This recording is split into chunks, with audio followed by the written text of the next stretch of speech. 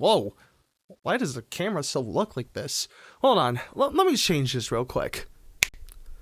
Alright, that looks a whole lot better. Yes, as you can finally tell, I got myself a new setup. I got myself an Elgato face cam, a ring light, and I'm actually really looking forward to some of the stuff that I'm going to be announcing in the next few months or so. You might actually notice this little hoodie that's going on in the background. I will get into that later, but for now, I want to talk about keyboards. Well, specifically keyboard YouTubers, but right now I actually do want to talk about keyboards altogether. For the past year or so, I've been trying to look for the next keyboard that I want to use for my setup. Originally, I was rocking a $40 on, actually it's Blackweb, Walmart branded keyboard with audible blue switches, and I wasn't really a fan of it. I wasn't really a fan of the noise because, man, it was getting pretty rusty, and also the spacebar wasn't really that great. So of course, I had to replace it, and I had to get myself temporary for a while this $10 on membrane keyboard, which I wasn't a fan of. So for the past half a year or so, I was trying to look for the next keyboard. I finally landed on this RK84 by Royal Clutch, and I'll be getting key switches and keycaps for it soon.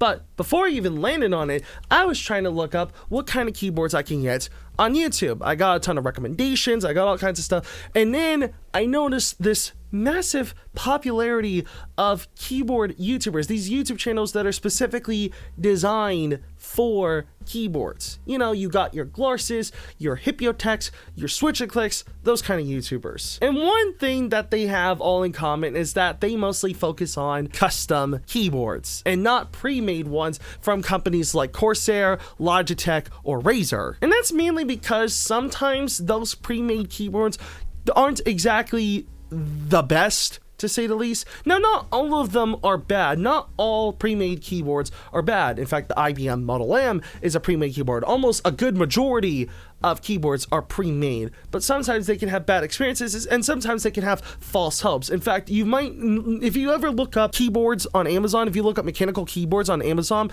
you'll find a massive list of these cheap knockoff, no-named or unknown named keyboards that are just like $20-$30 that I'm pretty certain are awful in terms of sound and feel. Now, unfortunately, I've had a pretty bad experience with even professional pre-made keyboards. Obviously, this isn't going to be for everyone. Some people are going to have different experiences, but I remember getting myself a Razer Huntsman with those purple optical switches, and I remember liking the sound and the feel of it at first, but then I noticed there was this like reverby spring sound to them, and I'm pretty sure it had something to do with the key switches. And I wasn't a fan of it, so much in fact that we had to take it back. Obviously, I don't think anybody had this kind of issue. I remember trying to look it up, and not a lot of other people had that issue. Some people go out of the way to open it and loop the springs. However, that is not what this keyboard was designed for. So of course, I didn't want to take the risk, and I decided to take it back, and along with the $200 that I had spent on the damn thing. This keyboard side of YouTube can lead you to a massive spiral, and it can get pretty deep. Now, of course, I'm going to talk about Glarses here first because he's a pretty big YouTuber with like 700,000 subscribers as of me making this video. He does pretty much all the standard stuff. Actually, all these YouTubers do very standard stuff, so that's why I'm going to talk about Glarses here. Enhance! Enhance! Enhance!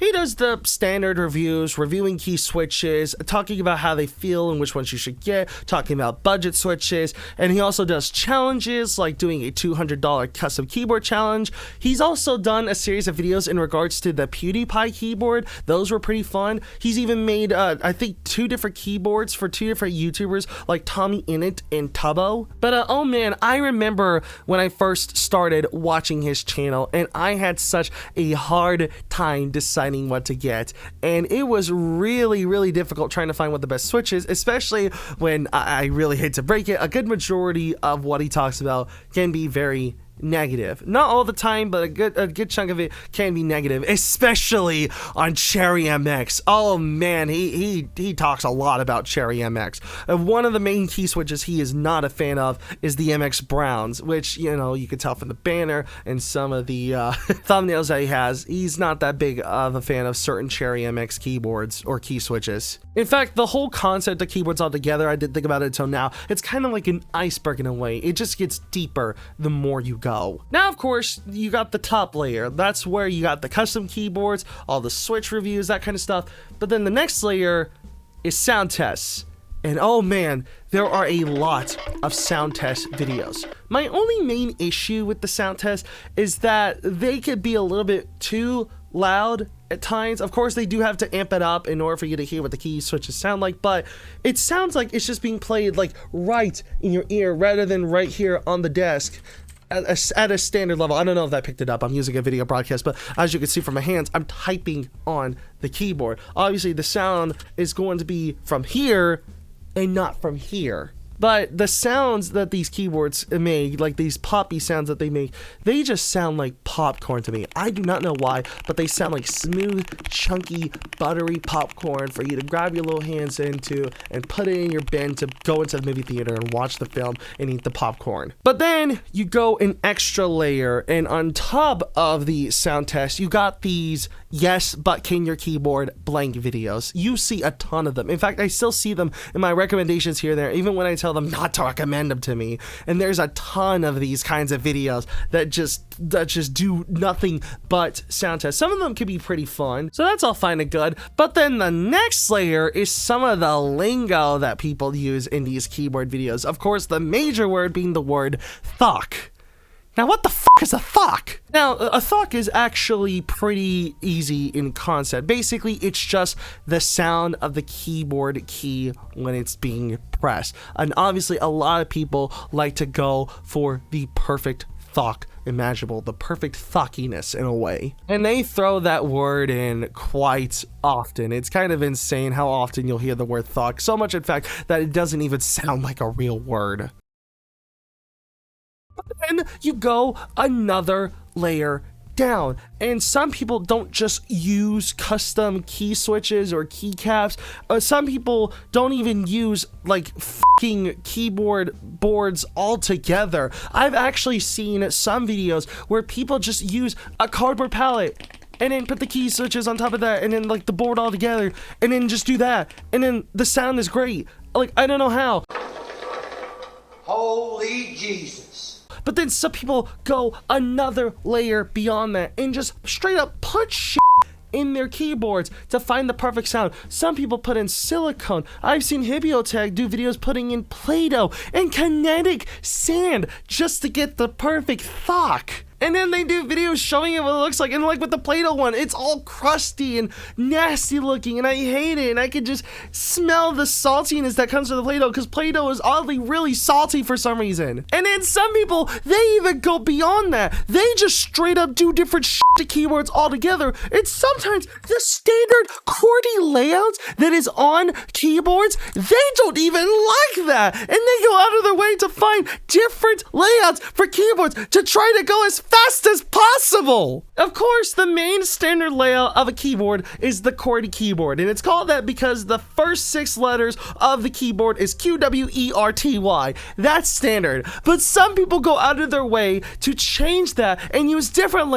layouts and different setups, like the Dvorak layout, and people would try to learn that layout for weeks on end, and in most cases than not, they'll only get like a 2 to 3 word per minute boost from it, but it's almost the exact same as the QWERTY layout. And by the time they finally get to know the layouts, that amount of time can be used to write more stuff with the standard QWERTY layout.